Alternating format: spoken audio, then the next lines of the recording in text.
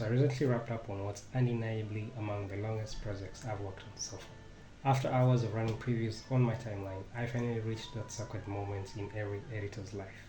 Hitting export. I stepped away for a bit and came back minutes later to find the export done. After the export was done, I did one last skim through the video just to spot an audio sync problem.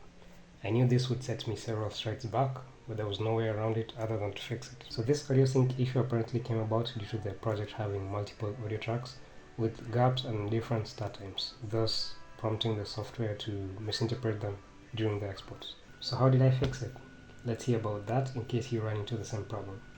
Alright, so look what we have here. This is my timeline, and we have 4 audio tracks, 1, 2, 3, and 4. So what we need to do to export this kind of project, we need to create a multi-channel sequence. To do that, we can click on File, New, Sequence. You can pretty much customize this to according to your preferences. Go to Tracks, and this is where now you can see the audio tracks that we have. So for this, you need to leave it at multi-channel since it's a multi-channel sequence. For the number of channels, we are going to have twice the number of audio tracks since we are exporting each audio track separately. So for the number of channels, I'm going to keep it at 8. And yeah, we need to assign specific audio tracks to their channels. So for this, for the output assignments, we need to for the first one, you need to leave it at 1 to 2. For the second one, here 3 to 4.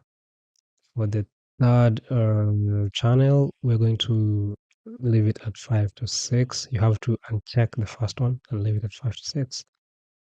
For the last one, we need to keep it at 7 to 8. Yeah, so we have our audio tracks assigned to their channels. Okay.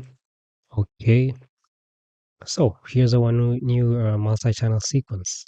I'm gonna go ahead and copy all the content in this sequence, Control A, Control C, and then paste it on a new multi-channel sequence, Control V.